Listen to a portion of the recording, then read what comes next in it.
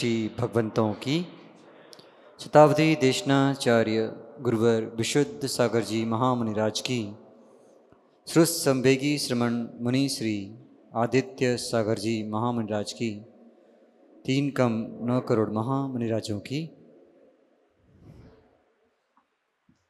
सर्वप्रथम सभी लोग पूज्य श्री को नमोस्तुति निवेदित कर ले। आज पुनः हमारे सौभाग्य का उदय हुआ है कि हमारे बीच परम पूज्य शताब्दी देशनाचार्य गुरुवर विशुद्ध सागर जी महामुनिराज के परम स्नेही शिष्य श्रुत संवेगी श्रमण मुनि श्री आदित्य सागर जी महाराज आपके अंतरंग में होने वाली नाना जिज्ञासाओं का आगम से उत्तर देने के लिए उपस्थित हुए हैं। सर्वप्रथम उन लोगों को मौका दिया जा रहा है जो ऑनलाइन पर हैं, फिर आपको मौका दिया जाएगा। झांतला से पारस जैन नमोस्तुति निवेदित करते हुए प्रश्न पूछ रहे हैं। अधिक विद्या ग्रहण किए हुए विद्वान ज्ञानी एवं अपेक्षित कम पढ़े लिखे सदाचारी में कौन सर्वश्रेष्ठ होता है? देखिए, आगम का व्याख्यान है कि ज्ञान दर्शन देखने के लिए है, लेकिन पूज्यता चारित्र से है। पूज्यता ज्ञान से नहीं है। ज्ञान पूज्य नहीं है, पूज्य तो चारित्र है।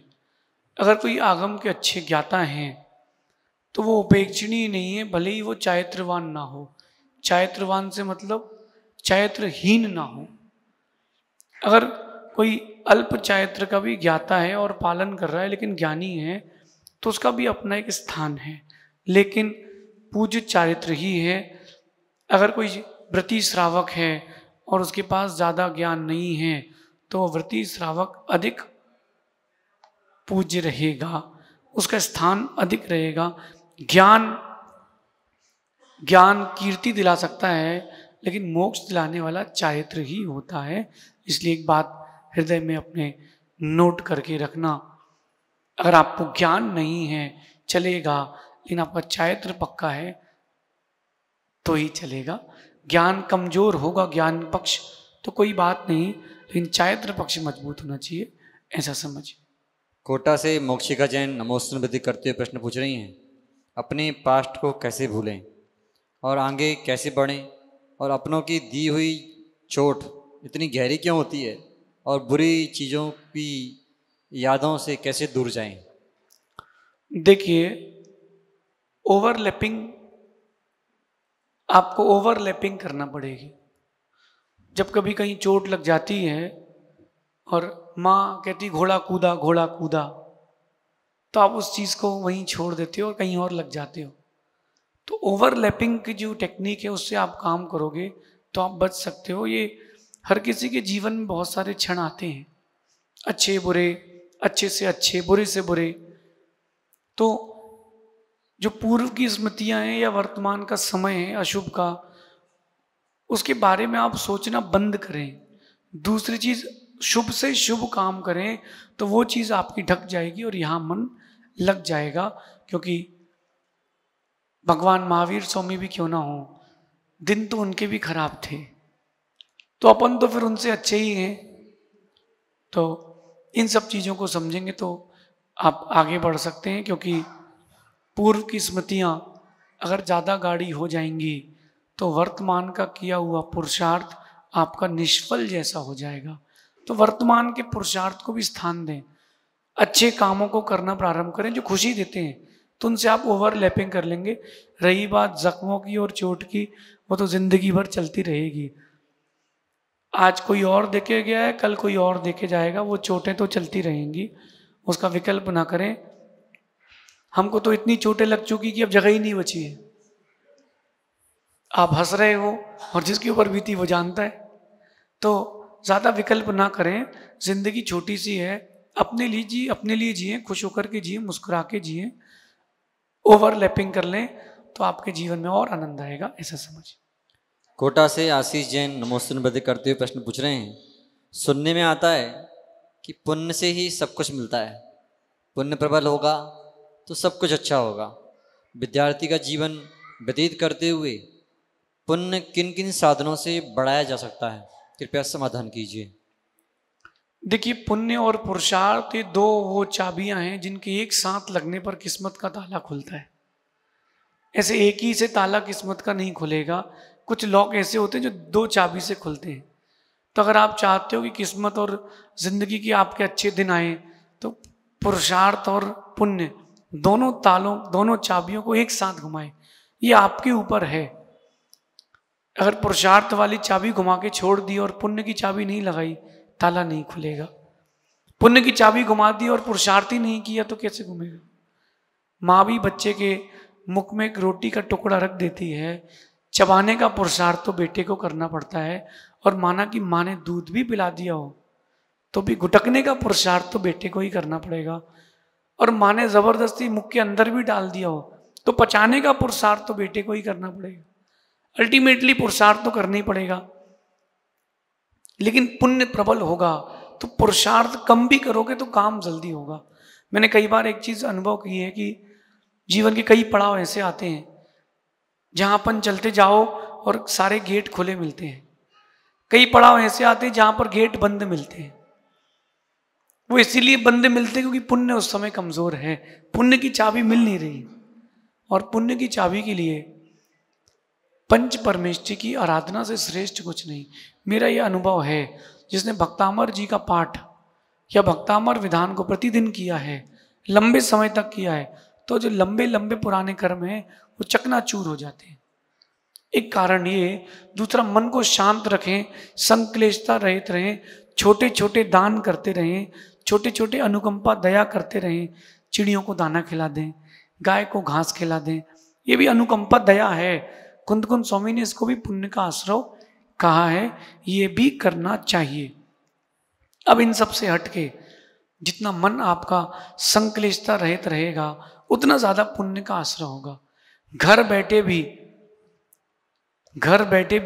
अगर आप वर्क फ्रॉम होम करते हो तो पैसा घर पे आ जाता है। ऐसे ही आप अपने मस्तिष्क को चिंता मुक्त करें, संक्लेशता मुक्त करें, तो आप देखना कि आपको बहुत ज्यादा पुण्य का आश्रय होगा। पतरिया में आचार्य भगवान गुरुवर विशुद्ध सागर जी से उनके ही गुरु भाइयों ने पूछा था, हम लोग सब वहीं बैठे थे, कि आपसे ज्यादा रस्त्याग महाराज का है, आपसे ज्यादा उपवास ये महाराज कर लेते हैं, तो आपका पुण्य इतना तेज क्यों है? गुरुजी ने एक बात बोली थी कि मैं मंद कसाय का पुरुषार्थ करता हूं, संक्लेशता रहित जीवन जीने का पुरुषार्थ करता हूं, वही मेरे पुण्य के आश्रय का साधन है। आपको भी ऐसे ही करना चाहिए।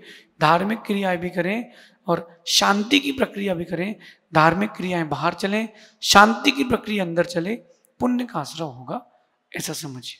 उदयपुर से हिमांशी जैन नमोस्तुन विधि करते हुए प्रश्न पूछ रहे हैं, ह्रीम बीजाक्षर का ध्यान करने की सही विधि क्या है?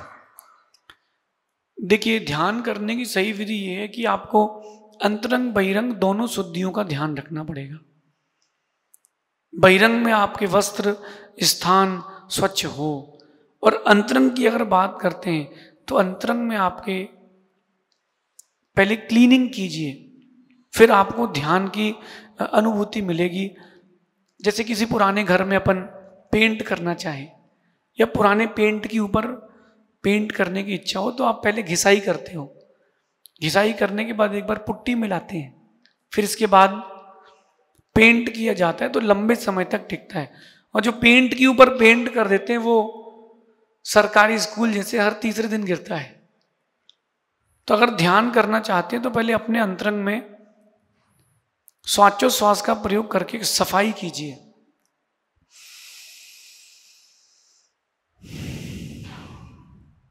और इस श्वासोच्छ्वास की सफाई नमोकार महामंत्र से होगी।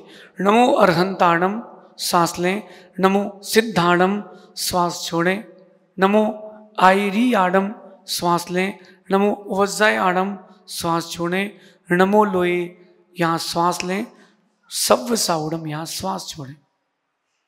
ये प्रक्रिया भी आप कर सकते हैं, ये शुद्धि की प्रक्रिया। इसके साथ साथ पीले रंग पर ध्यान करें। पीले रंग का ध्यान करने से नमो आयरी आड़म के साथ आपके चित्त की शुद्धि होती है। लेकिन जब भी ह्रीम आदि का ध्यान करें, मस्तिष्क में ह्रीम एक कल्पना करके रखें और उसका ध्यान करेंगे, या अंगुलियों में आदि में भी करेंगे फिर क्रम क्रम से बढ़ा करके ध्यान बढ़ा सकते हैं। 10 लक्षण पर्युषण पर्व में मैंने इसका ध्यान कराया था, उसकी लिंक जिनको प्रश्न दिया उनसे लिंक लेकर के भी आप देख सकते हैं, ऐसा समझिए। मेरठ से विशाल जैन नमोस्तु निवृत्ति करते हुए प्रश्न पूछ रहे हैं, जो हम नियम लेते हैं वो हमसे टूट जाता है, हमें पता होता है फिर भी हम तोड़ देते हैं, तो हम इसका क्या करें और कैसे प्रायश्चित लें जिससे पाप का भागीदार ना बनना पड़े? देखिए, पहले तो जो आप कर चुके हैं उसका गुरु मुनियों से नहीं, आचार्य परमेष्ठी से प्रायश्चित ले लें। और नियम लेना चाहते हैं आप तो अभ्यास पूर्वक नियम लें। पहले अभ्यास करें फिर नियम लें। जैसे माना कि किसी को रात्रि भोजन का त्याग करने की इच्छा है, तो महीने में 2 दिन, 5 दिन, 10 दिन, 15 दिन क्रम क्रम से बढ़ा करके अभ्यास करें, और वो अभ्यास के साथ नियम लेगा तो अच्छे से पलेगा। मैंने 2 प्रतिमा ली थी तो 7 प्रतिमा का अभ्यास किया था, 7 प्रतिमा ली थी तो मुनिचर्या का अभ्यास किया। तो अभ्यास करने से आसानी रहती है, ऐसा समझिए। शेष प्रश्नों का समाधान आगे आने वाले समाधानों में होगा। और हमारे समक्ष जो जिज्ञासुजन हैं आए, क्रम से अपनी जिज्ञासा रखेंगे, पूछिए। हाँ, समाधान, शंका समाधान के क्रम में पहली शंका हेतु श्री संदीप जी भिलवाड़ा सेंटर में आ जाइए, आपको जिनको प्रश्न पूछना है।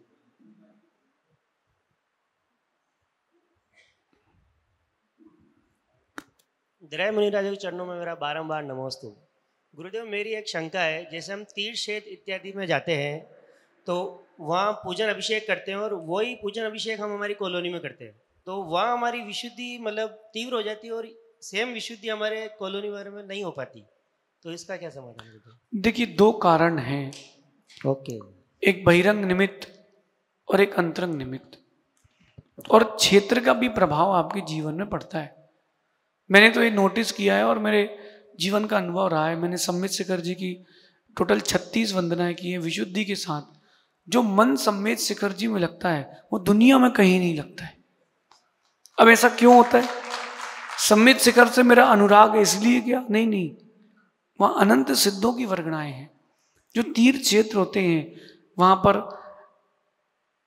जो क्षेत्र होता है, प्रतिबिंब होते हैं, उनकी वर्गणाएं वैसी रहती। वहाँ बार बार यात्री आते हैं, अपनी भावनाएं प्रेषित करते हैं, तो उसका वहाँ पर वातावरण का फर्क पड़ता है। रही बात अपने मंदिर की, तो मंदिर में रह के भी विशुद्धि बना सकते हैं। होता यह है कि कुछ डिस्ट्रैक्शंस आते हैं, लोगों के चेहरे आपको मंदिर से उठा करके मंदिर के बाहर रख देते हैं, अथवा कुछ घटनाएं जो मंदिर में घट जाती हैं, अथवा प्रीति अप्रीति का भाव भी आता है। मैं आपको सर्वश्रेष्ठ उपाय बता रहा हूँ। आप मंदिर जाते हैं ना, या तो उस मंदिर जाइए जो खाली रहता हो, या उस वेदी में जाके बैठ जाएं जो खाली रहती हो। परमात्मा प्रत्येक प्रतिमा में एक से ही संस्कार हैं, कोई विकल्प ना करें। मैं भी पहले गृहस्थ था जब, तो बड़े विकल्प होते थे कि मैं इसी वेदी में खड़े होऊंगा, यहीं खड़े होकर पूजा करूंगा। फिर जब ब्रह्मचारी बना तब मुझे समझ में आया ये पागलपन है। फिर मैंने चेंज किया, जहाँ गुरुदेव चातुर्मास या बिहार वाचना होती थी, जो खाली वेदी होती थी जहाँ कोई नहीं होता था, वहां मैं चला जाता था। क्या पता यही प्रतिमा अपना मित्र बन जाएगी और सारे काम सानंद हो जाएंगे। तो खाली जगह जाएंगे ना तो आपको आनंद आएगा, ऐसा समझिए। नमोस्तु भगवान। अगला नाम संजय जी बाकलीवाल।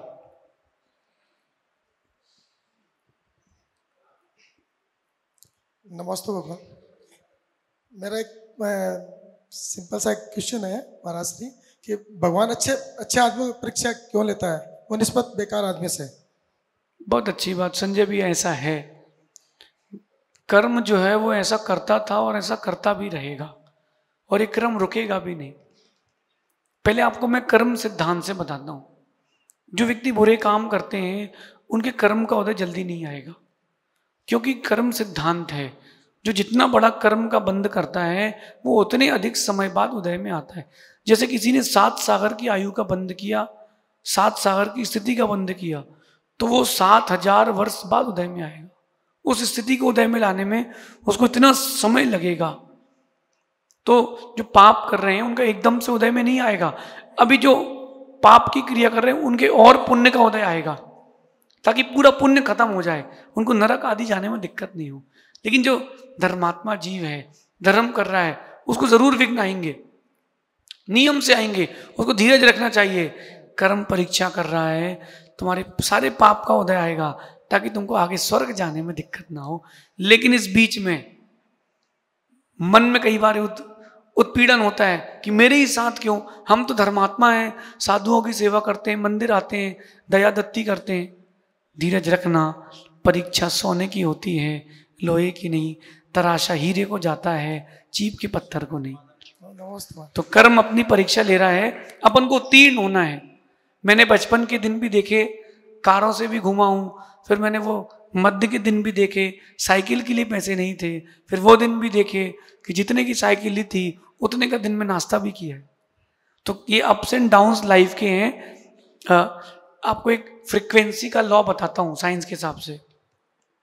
यहाँ दो फिसल पट्टी सी बनाते हैं या रेलिंग बनाते हैं सीधी सीधी, और यहाँ से आप एक लोहे की दो बॉलें छोड़िए, जो एक रेलिंग रहे वो यूं रहे अप्स एंड डाउन्स वाली, एक रहे स्ट्रेट, ठीक है ना।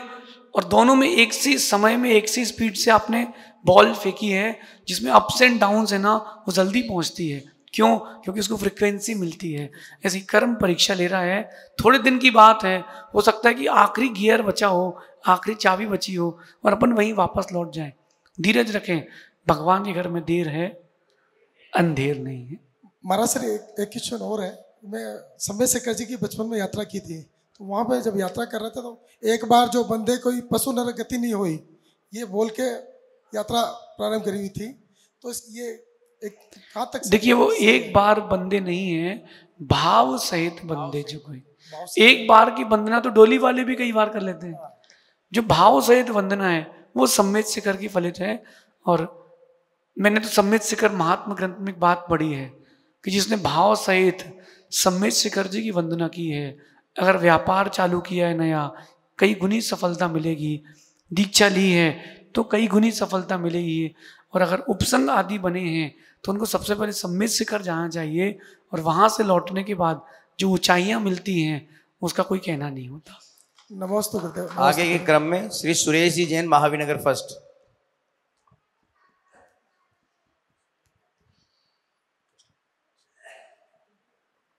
आगे का नाम बोल दें ताकि समय बचे। नमस्तु गुरुवर, अभी कुछ दिन पहले आपने बताया कि सोते समय अनगिनत सपने आते हैं, तो ये अनगिनत सपने किसको आते हैं और क्यों आते हैं? देखिए, मन का काम है चलना। जो मन है वो गतिशील है, वो कभी रुकता नहीं है। अभी आप मुझे सुन भी रहे हो और आपके दिमाग में और भी चीजें चल रही हैं, लेकिन आप मुझे सुन रहे हो इसलिए वो दिखाई नहीं दे रही। अब मैं शांत हुआ हूं, आपका दिमाग फिर से चलना चालू हो गया है। मन गतिशील है, मन कभी रुकता नहीं है। लेकिन एक बात ध्यान रखना, अच्छी और बुरी चीजों में से मन को अपन को डिस्ट्रैक्ट कर देना चाहिए। जो बुरी चीजें आ रही हैं उसको स्टॉप, मिल लो वहीं छोड़ दो, अच्छी चीजों में लग जाओ। जो ये आपका मन है ये निरंतर गतिमान है, ये निरंतर चलेगा। तो इसके लिए आपका कोई उपाय नहीं है, बस करना ये है कि अपन को मन का डायरेक्शन चेंज करना है, तो आपको बहुत सारी चीजों का समाधान मिलेगा। आगे क्रम में दूसरा गीतांशी। क्वेश्चन मेरा ये है सर नाम ज्यादा है, थोड़े से। एक मिनट, ये देशना चलती है, उस समय श्रावक या भक्त लोग आके आपको डोक देते हैं और इतने लोग डिस्टर्ब होते हैं, तो ये कहाँ तक? बहुत अच्छी बात। ये मेरा भी मन का प्रश्न है कि ये पढ़ी लिखी समाज, इसके सामने ऐसा प्रश्न आए तो इनको शर्म आना चाहिए, ये मेरा मानना है। मैं अगर जहाँ आप खड़े हो ना वहाँ टेबल लगवाऊंगा तो उसको नाक के आएंगे, अगर इस तरफ टेबल लगाएंगे तो उस तरफ से नाक के आएंगे। बाद में आकर के आगे बैठना, बाद में आकर के बीच में सभा को विघ्न करना, ये अनुचित है। दर्शनावर्णी ज्ञानावर्णी कर्म का बंद होगा उन लोगों को। लेकिन मेरा आपसे कहना है, ये तो उनके लिए बात हो गई, मेरा आपसे कहना है कि अगर सामने वाला समझदार ना हो तो अपन समझदार हो जाएं। यद्यपि मुझे भी विघ्न होता है, जैसे यहाँ कोई बच्चा भी हल्ला करने लगे तो अभी प्रवचन नहीं चल रहा, अभी शुद्ध समाधान चल रहा है, तो वो प्रश्नों का जो उत्तर मैंने सोचा था वो चला जाता है, क्योंकि इंस्टेंट सोचना है। तो कई बार मुझे भी विघ्न होता है, लेकिन मेरा मानना है कि अपन अपने पर ध्यान देंगे तो बच सकते हैं।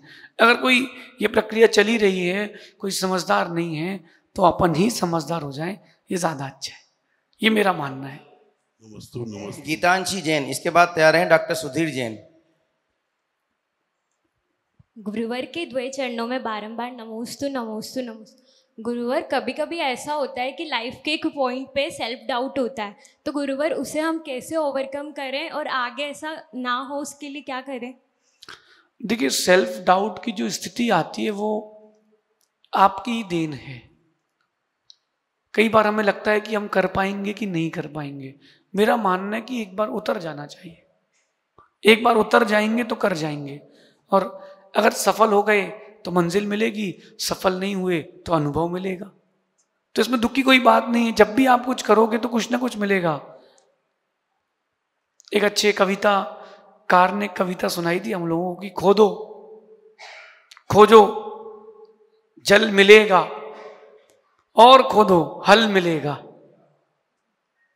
खोदो खोदो खोदोगे आप, जितना खोदोगे जल मिलेगा, और जल नहीं मिला तो हल मिलेगा, कुछ तो मिलेगा, अंदर की मिनरल्स तो बाहर मिलेंगे। अगर आपको कभी किसी चीज में डाउट हो कि कैसा करना चाहिए कि नहीं करना चाहिए, एक बार कर लेना चाहिए।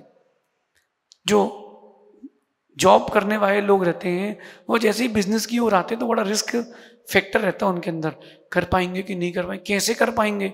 एक बार कर लो तो 4-5 बार करोगे, उसमें से 3-4 बार आपको जीत मिलेगी, क्योंकि आप पूरे कॉन्फिडेंस से करोगे। तो एक बार भी जीत मिली तो कॉन्फिडेंस रहेगा। एक संस्कृत की दृष्टांत मुझे यहाँ आ रहा है। एक संस्कृत के अध्यापक ने 100 बच्चों को संस्कृत पढ़ाई। ध्यान से सुनना, 100 बच्चों को संस्कृत पढ़ाने के बाद उन्होंने, जिस दिन लास्ट डे था, उन्होंने कहा सबसे कि बेटा एक 200 शब्द का ऐसे लिख के लाना है, जो टॉपिक आपको अच्छा लगे उस पर। सभी बच्चे लिख करके ले आए। 100 बच्चों में से 100 ही बच्चों के उन 200 शब्दों में से 20-15 यही शब्द सही थे, बाकी गलत थे। एग्जामिनेशन के पहले की बात है। सारे बच्चे हताश थे। उनके अध्यापक ने, गुरु ने कहा कि बेटा तुम लोगों ने गलत नहीं किया, तुम लोगों ने सही किया है, तुम लोगों से बनता है। वो बोले हम लोगों से कुछ नहीं बनता। उनके अध्यापक ने बोला तुमने 15 शब्द सही लिखे, इसका मतलब तुमसे बनता है, अभ्यास की कमी है, एक बार फिर से लिख के लाओ। उन बच्चों ने फिर से लिख के लाया, फिर 180-150 से ज्यादा शब्द सही निकले। उन्होंने कहा एक बार फिर लिखो। 100 में से 100 बच्चों के उन 200 शब्दों को भी उन्होंने सही कराया, क्योंकि उन्होंने कहा तुम करो, आप सेल्फ डाउट दूर करना है, कर दो। आपकी इच्छा है 100 मीटर रेस में दौड़ने की, दौड़ो ना। हो पाएगा कि नहीं हो पाएगा, दूसरा आगे निकल जाएगा। तो करेंगे तो होगा, ऐसा समझिए। नमोस्तु गुरुदेव। डॉक्टर सुधीर जैन, इसके बाद तैयार है हर्षाली जैन। नमोस्तु महाराष्ट्री। मेरा प्रश्न यह है कि रत्नकंड श्रावकाचार्य जी में विवरण आता है कि सम्यक दृष्टि जीव जो होता है वो स्त्री नहीं होता। तो वर्तमान में जो श्राविकाएं हैं या जो माताजी हैं वो क्या सम्यक दृष्टि नहीं है? बहुत अच्छी बात। देखिए, वो कथन ऐसा है कि सम्यक दृष्टि जीव किसी भी पर्याय से किसी भी पर्याय में जाएगा, वो स्त्री नहीं बनेगा। अगर यहाँ से कोई मरण करके देव पर्याय में जा रहा है तो वहाँ देवी नहीं बनेगा। वहाँ स्वर्ग से कोई नीचे सम्यक के साथ आ रहा है तो वो स्त्री नहीं बनेगा।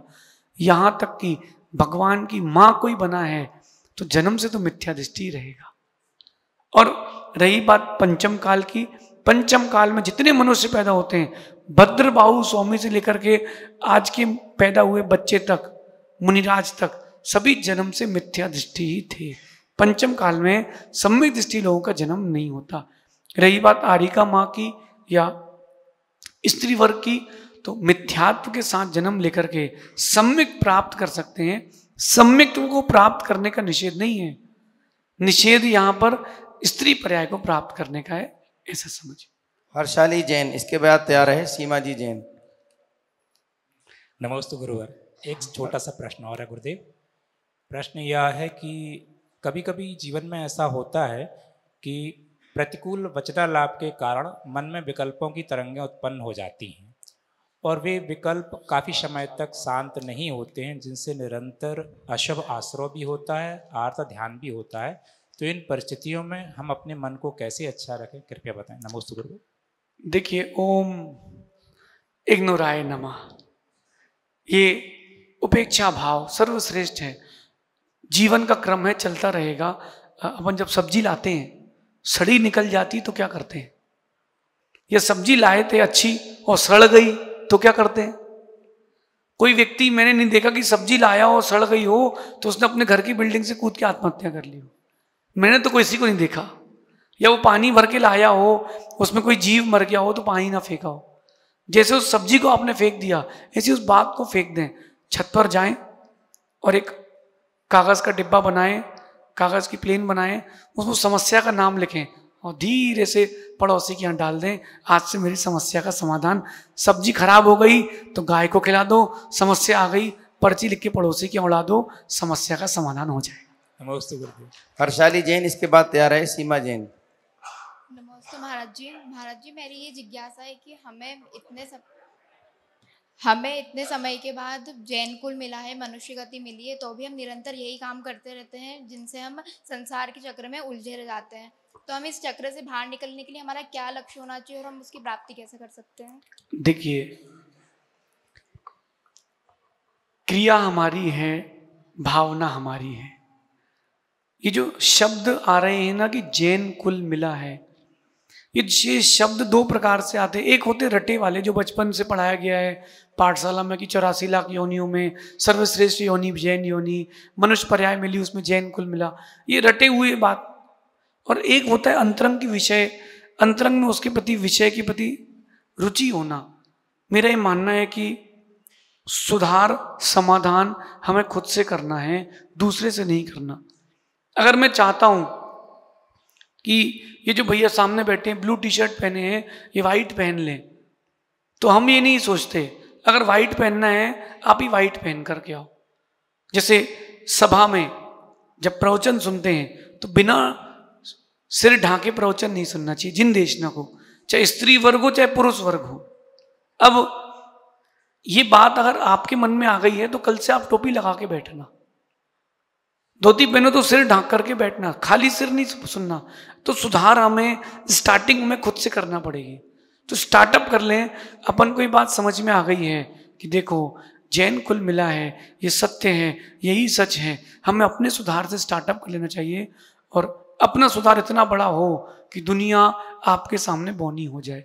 मैंने कई बार ये बात कही है कि लोग, हो सकता है आप पर पत्थर फेंकते हो सकता है लोग आप पर पत्थर फेंकते हो, तो पत्थर को ना देख करके हमें अपनी इमारत इतनी ऊंची कर लेना चाहिए कि पत्थर वहां तक ना पहुंचे।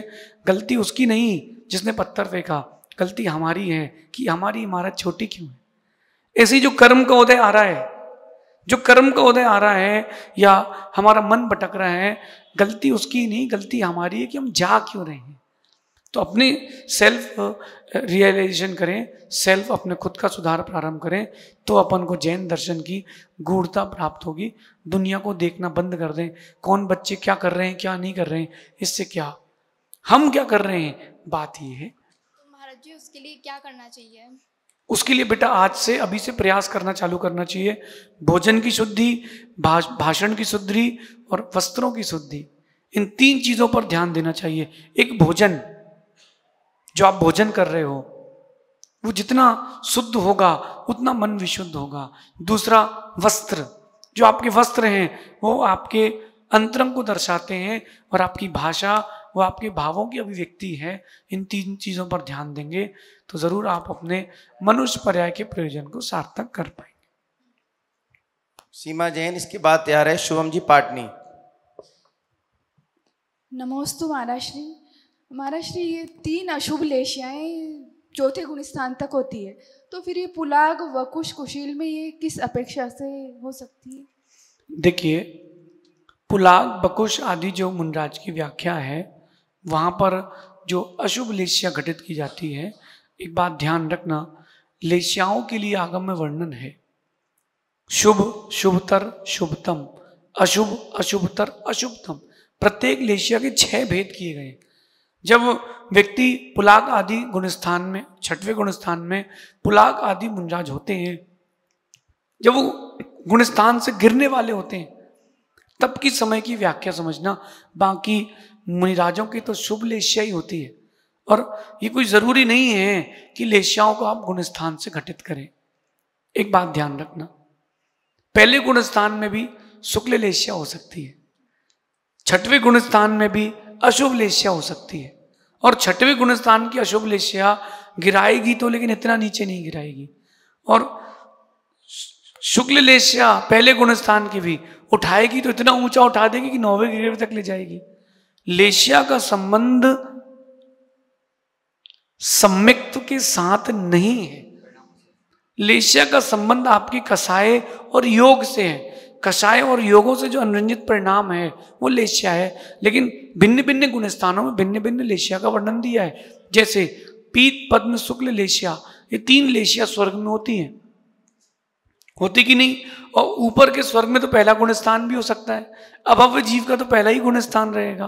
तो गुणस्थान की अपेक्षा अपन इसको परिणति से लगाएंगे तो बात घटित होगी, ऐसा समझ। शुभम जी पाटनी इसके बाद तैयार हैं श्रीमती मंजू देवी लोहड़िया। गुरुवर के चरणों में त्रिबार नमस्ते।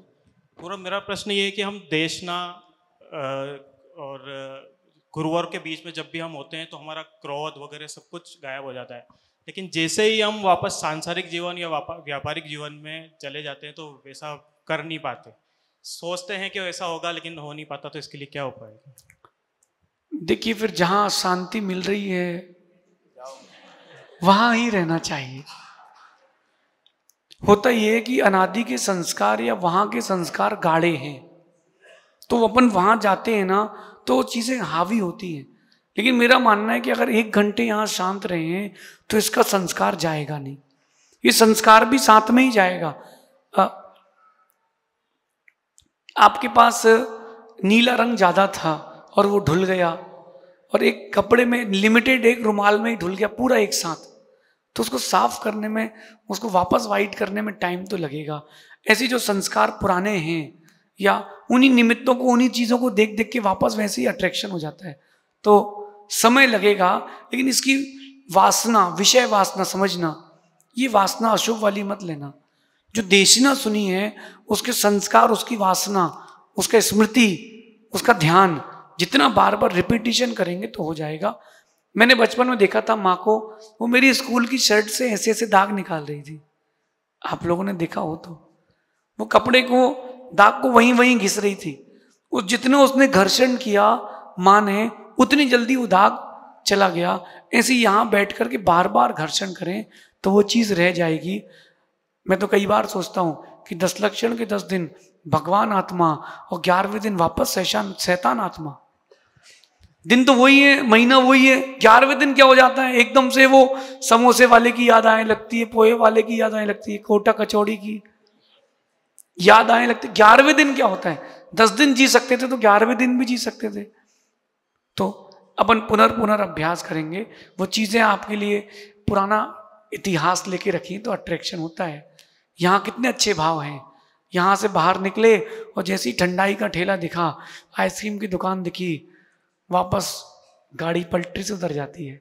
तो निमित्तों से अपन अभी प्रभावित होते हैं, उपादान को संभाल के रखेंगे तो बहुत कुछ लाभ मिलेगा। नमस्ते। श्रीमती मंजू देवी लोहाड़िया।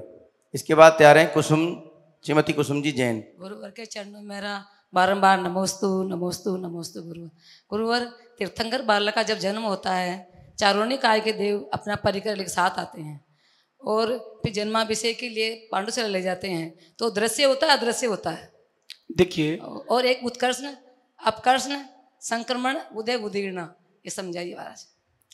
जो स्वर्ग के देवों की बात की आपने माँ, पंचम काल के लोगों का पुण्य क्षीण है, इसलिए इनको देव दिखते नहीं है और आगे भी नहीं दिखेंगे।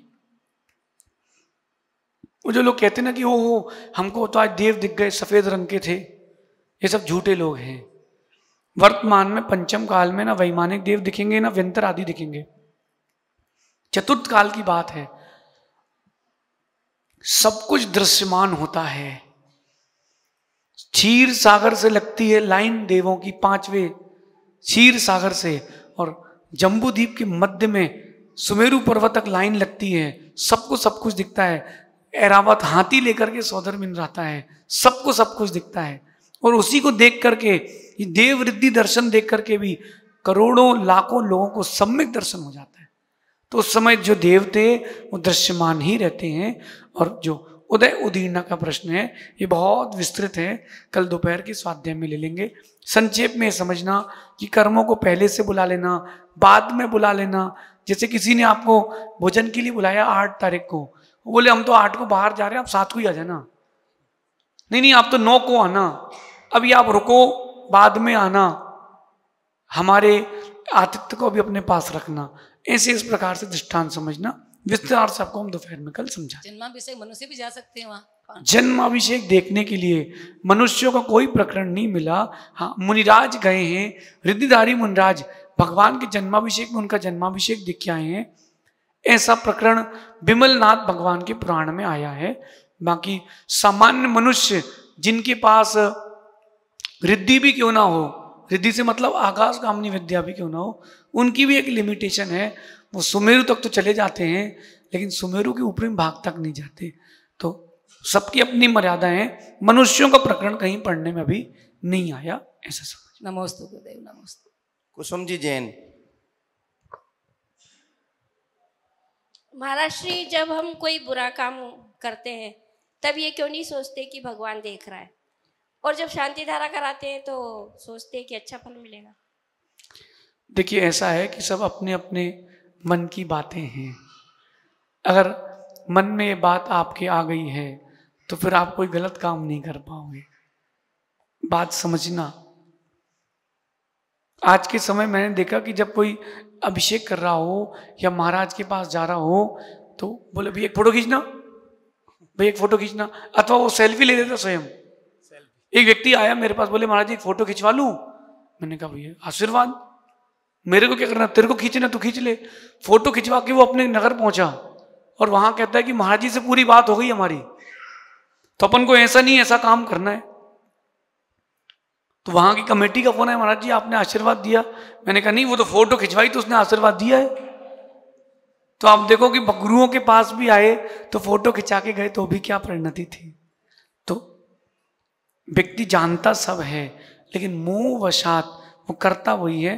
लेकिन मुझे एक विश्वास है कि अगर आप कोई काम गलत कर रहे हो और आपको पता है कि वो गलत है, आप उसको गलत मानते हो, तो एक दिन जरूर छूटेगा, ऐसा समझिएगा।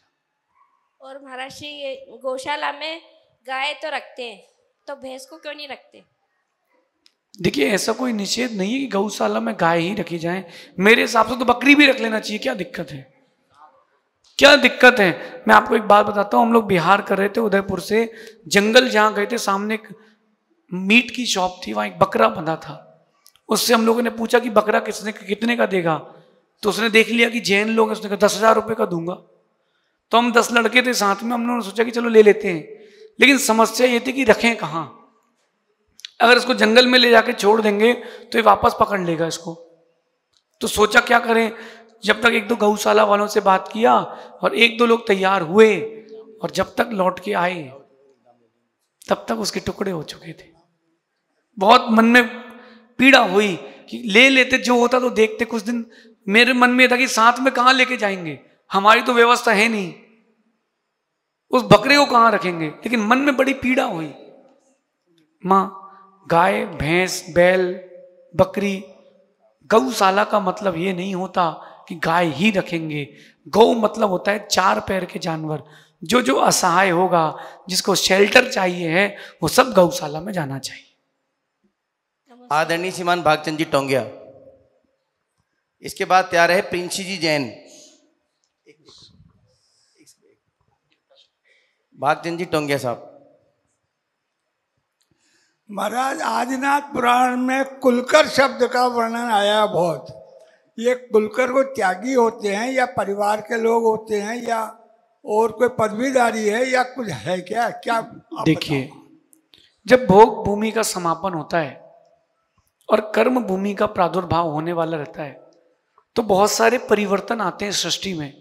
जैसे सूर्य चंद्रमा दिखने लगते हैं तो लोग डर जाते हैं। जो कल्प वृक्ष रहते हैं उनकी शक्तियां कम हो जाती हैं। तो कुल कर जो आने वाले कुल की काल की व्यवस्था बताते हैं वो कुलकर कहलाते हैं।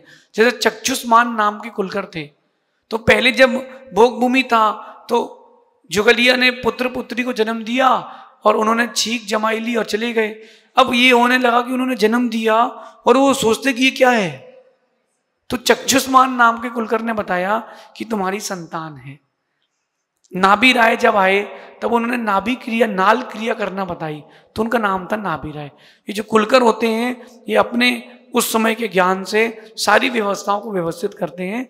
ये मनुष्य ही होते हैं, इनकी आयु बहुत बड़ी बड़ी होती है और ये उस समय की व्यवस्था बताते हैं। तो ये उस समय की पूज्य पुरुषों में आते हैं। 169 महापुरुषों में इनका नाम आता है। आज आगे आज की अंतिम शंका श्रीमती प्रिंसी जैन। आगे आगे बाद में हाँ बता देंगे। गुरुवर के चरणों में बारंबार नमोस्तु नमोस्तु नमोस्तु। गुरुवर, मेरा क्वेश्चन है कि आज की इस जनरेशन में सोशल मीडिया के एडिक्शन को कैसे कम किया जाए। मतलब फैमिली मेम्बर्स आजकल आपस में कम टाइम स्पेंड करते हैं और फ़ोन में ज़्यादा रहते हैं, फिजिकली प्रेजेंट होकर भी पर मेंटली वहाँ पर प्रेजेंट नहीं होते हैं। बहुत अच्छी बात, ये तो मैंने स्वयं अपनी आंखों से देखा है। इंदौर में हम लोग जंगल से लौट रहे थे, माँ बच्चे का बैग टांगी थी और उसकी वाटर बॉटल ली थी, साथ में वो क्या कपड़े पहनी थी मैं नहीं बोल सकता, और साथ में बाइक थी उसके, वो इंतज़ार कर रही थी बस का। तो वो माँ खड़े खड़े फ़ोन स्क्रॉल कर रही थी और बच्चा झांक के देख रहा था कि माँ क्या कर रही है। मुझे बड़ा लगा कि माँ जितना समय फ़ोन को दे रही है अगर बच्चे को देगी तो अंतिम समय बच्चा भी उसको समय देगा, फ़ोन को समय नहीं देगा। फिर जैसे ही बस आई, माँ ने बच्चे को सी ऑफ किया और वो उठाई उसने अपनी गाड़ी और चल दी। थोड़ी सा ही दूर जिम था, वो जाकर के वहाँ जिम में चली गई। मुझे लगा उस दिन कि भारतीय सभ्यता को पाश्चात्य हवा लग चुकी है। ये जो सोशल मीडिया है ये बुरा नहीं है। अगर आप अपने बिजनेस से रिलेटेड, अपनी फील्ड से रिलेटेड, अपनी स्टडी से रिलेटेड चीज़ें देखते हैं तो बहुत अच्छी बात है। सोशल मीडिया से जुड़े हुए ऐसे कई लोग हैं जो मुझसे बोल के गए कि मेरी ज़िंदगी बन गई। एक बच्चा यहाँ केशव राय पाटन है, वहाँ से आया था और वो एक बात कह रहा था आर के पुरम में, मेरे सीए का एग्ज़ाम दिया, फर्स्ट अटेम्प्ट निकला, नहीं निकल पाया, मेरा मन हताश हो गया था, लेकिन मैं यूं ही बैठा था तो आपकी एक रील देखी और मैं आपकी रील्स देख देख के मैंने सीए पास आउट कर लिया है। ऐसे मेरे पास 50 बच्चे या 50 लोग प्रतिदिन आते हैं कि किसी ने बोल दिया कि मैं मरने का निर्णय कर चुका हूं कि मैं आत्महत्या ही करूंगा, लेकिन उसने रील्स देख ली कि जीना क्या जीवन से हार के, पतझड़ के बाद आते हैं दिन बहार के, तो वो लौट आया। तो ये जो चीज़ है, सोशल मीडिया बुरा नहीं है, उसका यूज़ करना बुरा है। तो मेरा मानना है कि उसको अपने किसी को आप मना करोगे तो एडिक्शन हो चुका है, छूटेगा नहीं। तो अपने रिलेटेड चीज़ों को समझें।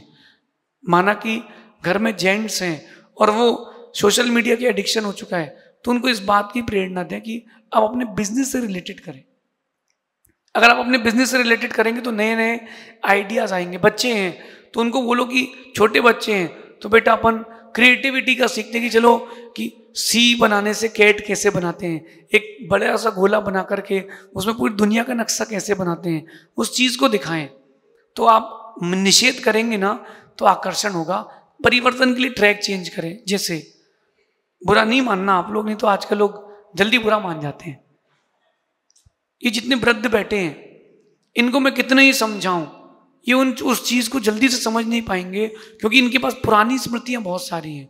लेकिन जो आज के बच्चे हैं, खाली स्लेट है, उनको मैं समझाता हूं तो जल्दी समझ में आता है। तो मैं क्या कर रहा हूं, इनके लिए निषेध नहीं है, इनको तो लेशिया के प्रवचन देंगे, लेकिन साइड से ट्रैक बना करके नीति की क्लास लेकर के इन सबको ट्रैक पे लाएंगे। तो पैरेलल लाइन चालू करें कि उनका मन डाइवर्ट करें तो हो जाएगा। बाकी अगर बैठ करके एक बार इस बारे में निर्णय किया जाए तो 2 घंटे उंगली घुमाने की यूं जगह 2 घंटे यूं उंगली घुमाई जाए तो ज़्यादा निर्जरा हो जाएगी। ऐसा समझिए। परिवार अलग अलग बिखरा बिखरा रह रहा है। बच्चे कहीं हैं, माँ कहीं है, सब एक साथ एक ही कमरे में हैं, लेकिन कोई किसी से संबंध नहीं रख पा रहा। इसलिए आज के समय में इसको समझना चाहिए। आप अपने से सुधार प्रारंभ कर लीजिए, दूसरे का छोड़ दीजिए। बच्चे हैं, उनको बोलना तुम भी नहीं चलाओगे, मैं भी नहीं चलाऊंगी। एक लिमिटेड टाइम रखें, इसके बाद वो इंस्टाग्राम लॉक सिस्टम भी आता है, उसको लॉक कर दें। बच्चों के साथ भी यही करें। देखिएगा, अपने से सुधार प्रारंभ करेंगे तो जल्दी हो जाएगा। मैं मैनेज्ड रहता हूँ, इंगेज रहता हूँ और मैं व्यवस्थित अनुशासित रहता हूँ, तो साथ के लोग भी अनुशासित रहते हैं। अगर मैं अनुशासित नहीं रहूँगा तो कोई नहीं रहेगा। इसलिए अपन अपने से स्टार्टअप कर दें। अगर एक व्यक्ति भी सुधर गया तो दुनिया सुधर जाएगी। शेष आगे देखेंगे। भगवान महावीर स्वामी की, आचार्य भगवान गुरुवर विशुद्ध सागर जी महाराज की परम